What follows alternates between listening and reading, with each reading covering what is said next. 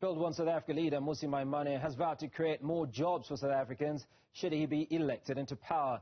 Maimane made these remarks as he launched his election manifesto today ahead of the 2024 general elections.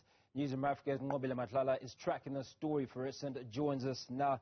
Nqobile, a job in every home seems to have been the underlying message of Mmusi Maimane's election manifesto earlier today.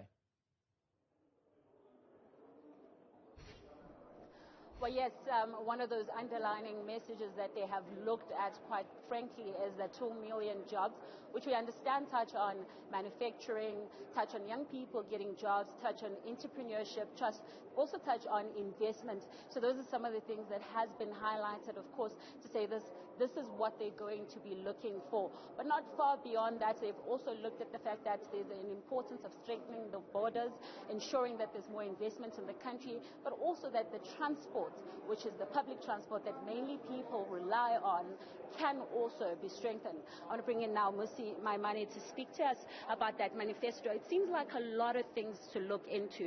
And it's quite interesting that you said the legacy of freedom can only be built by Build One South Africa. Why? The very essence of the struggle for freedom was a struggle upon which all citizens, black and white, can prosper together. Harvard recently have just released a report called Growth and Inclusivity that says from a spatial point of view, the conditions of blacks have remained largely the same as they were since 1994, which tells you crucially the fact that this current government has no capability of being able to advance that vision of a prosperity for all. So when we started Build One South Africa, we were very clear about the fact that it's not only just saying, let us bring various races together so that people don't go to the ballot to say, I'm voting because for a black party because I'm black, or a white party because I'm white, or a colored party because I'm colored. It's so that people can vote for these ideals that say, together we can prosper. And so the tabled manifesto today is about saying the legacy of people like Mandela, etc. is lost. The ANC is no longer the party of Mandela. We have to take that journey forward and build a prosperous South Africa for all. Legacy of Mandela, and I suppose that also includes things like education as well as ensuring that people have jobs. How are you going to make sure that South Africans have jobs? And one job for one house, if I believe that's what you say. 18 million households in this country. When you do the numbers at an average of 3.3 persons per household, you need to realize that more than anything, more than 40% of households in this country are reliant on remittances. They are dependent on welfare. So if you are going to change that trajectory, you need to target every single household and ensure that there is at least a person in that home who's working. I'm not here to make empty promises and say everybody's going to work. That's a long-term developmental path that we need to go on. But the immediate priority is about building 2 million jobs so that in every household there's at least a stable income and a person working in that home. You touched on the hubba and about logistics in terms of ensuring that there's a train that comes from Durban straight to Johannesburg, in ensuring that there's movement. We understand that at this point, obviously, the infrastructure has been damaged over time. How are you going to ensure that such looting of infrastructure, one, that it's safer also on the trains, two, and when do you get this investment so you have to make sure that this logistics does actually work? Global markets are teaching us some very important lessons. I spent a couple of weeks in Germany. I've looked at what happens in Southeast Asia. I've looked at countries that have become really dominant in the export market. It's very rare, more and more, that you find governments who are exclusive monopoly on port management. So the most crucial thing is that if we're going to create a public-private partnership, institutions like Transnet, that there can be better investment in what those infrastructure looks like. Secondly, we can ensure that from a security point of view, we prioritize that so that we deal with issues where people are stealing infrastructure and destroying thereof. But we need credible leadership at Transnet that are willing to work with that vision of a public-private partnership so that more and more people we can expedite the development of our ports with investment that comes from the private sector so that more and more of the work that we do is build efficiencies in our economy. The current level as far as ports are concerned in South Africa is such that compared to the rest of the world, we are slow at goods coming in and we are slow at goods going out. So we are going to lose that competitive advantage. I can tell you countries like Namibia, like Kenya, are going to outstrip us in this regard. So we've got to stem the tide, make sure that our ports are much more effective, and partner with local governments so that security is enhanced. And once we talk about that, about government in its entirety, I mean, we've seen what EFF has done when they came into when they were fighting, also coming into government and so on, and working together and trying to get people to vote for them.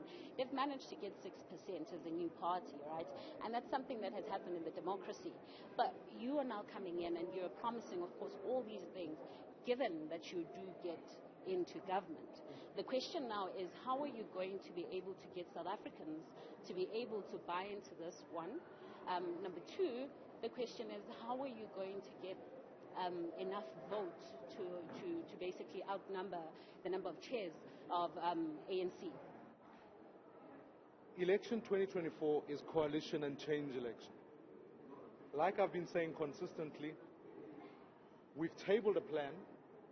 We will look at parties that want to support and encourage the plan and work with those parties. There's not a party in this country that's going to get over 50%. So I think it would be a misnomer to come out and say that.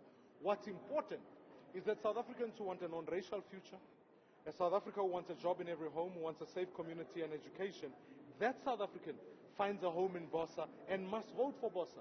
Because the more votes we get for Bosa, the more we can be able to bring that experience of coalition building, whether it's with a number of parties who share that vision, to come together so we can bring about that change. So I'm confident that going into this election, that Bosa will be the anchor tenant going into a coalition in 2024. Thank you very much for speaking to us. I want to bring in now your deputy to speak to us about the issues. And I mean, I was listening to you speaking about GBV. GBV at large is a major issue affecting children, women and children, of course men as well, but mainly we've seen how women have been affected. We've spoken about the police not being able to perhaps give them the kind of service that they need. Tell us a bit about what's your plan in fighting that? Thank you so much. I think the first thing we have to talk about is, even as we speak about the economy, you'll have heard that we spoke about safety and security, and women are the most vulnerable as it pertains to that, and children as well. So I have to make sure that, first of all, the environment is safe for women to be able to operate businesses, to be able to work, and that's when you start to deal with the inequalities that you see, even in income, even in economy. But our plan as it pertains to gender-based violence comes back to efficient government. We have to make sure that you have systems that are efficient to address the issue of gender-based violence. You have to make sure that you have in place courts that are specialized. You have staff and professionals that are specialized to deal with the issues of GBV. A lot of what is happening has a lot to do with that inefficiency, as well as the issue of corruption. We can never ever discount that, because you speak to many women, and you spoke to many women, especially during the time of 16 days of activism, and you hear that the system itself is corrupt. So we have to make sure that we solve for that in all the levels of government and in the different sectors of government. Is that why then Bosa believes that there needs to be more boots on the ground? Absolutely. In order to make sure that South Africans are safe, we definitely need more boots on the ground. You'll have heard in the speech that we really have issues as it pertains to the number of police officers that are there and the number of the population that we have in this country. So we need more boots on the ground. That's what helps us to have efficiency as it pertains to the issue. And we have to be able to make sure that we can resource not only the number of boots on the ground, we have to be able to resource as well the level of officers that are there, make sure that they are skilled and that they're able to do the job, but also the resources that are needed in order to be able to do that job. Thank you very much for speaking to us.